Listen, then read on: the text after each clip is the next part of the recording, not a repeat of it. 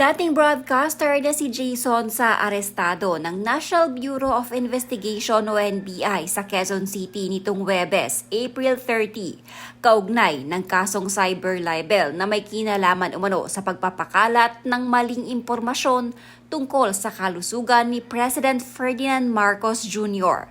Batay sa ulat, ipinatupad ang pag-aresto kay Zonza sa bisa ng warrant of arrest na inilabas sa Pasay City Regional Trial Court Branch 18. Ang naturang warrant ay pirmado ni Presiding Judge Nieves Tan matapos makita ng korte na may sapat na batayan upang isulong ang kaso laban sa dating broadcaster. Ayon sa mga impormasyon, inaresto si Zonza sa Quezon City at agad na dinala sa kustodiya ng NBI para sa kaukulang proseso. Nag-ugat ang kaso sa umano'y pagpapakalat ni Zonza ng maling impormasyon sa online platforms hinggil sa kalusugan ng Pangulo.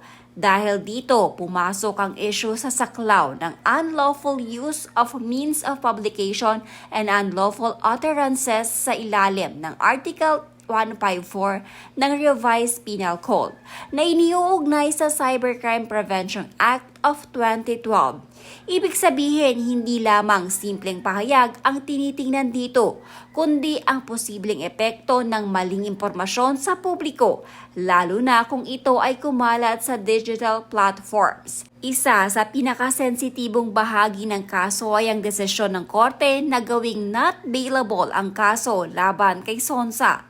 Sa warrant, malinaw na nakasaad, the bail for the release of the accused in this case is not fixed at not bailable.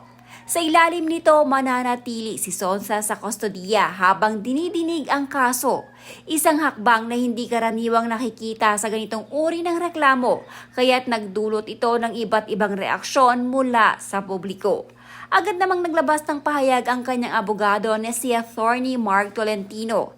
Sa kanyang social media post, kinumpirma niya ang pag-aresto at sinabing inaresto ngayon si Jason sa ng National Bureau of Investigation batay sa isang warrant of arrest.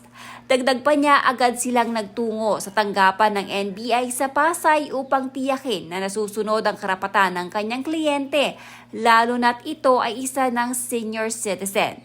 Binigyang diin din ni Tolentino na handa silang kumilos laban sa anumang posibleng paglabag. Hindi namin palalagpasin ang anumang paglabag. Babantayan namin ang bawat hakbang. Aaksyon kami kung kinakailangan. Sa ngayon, nananatili sa kustodiya si Jason sa habang hinihintay ang mga susunod na pagdinig sa korte.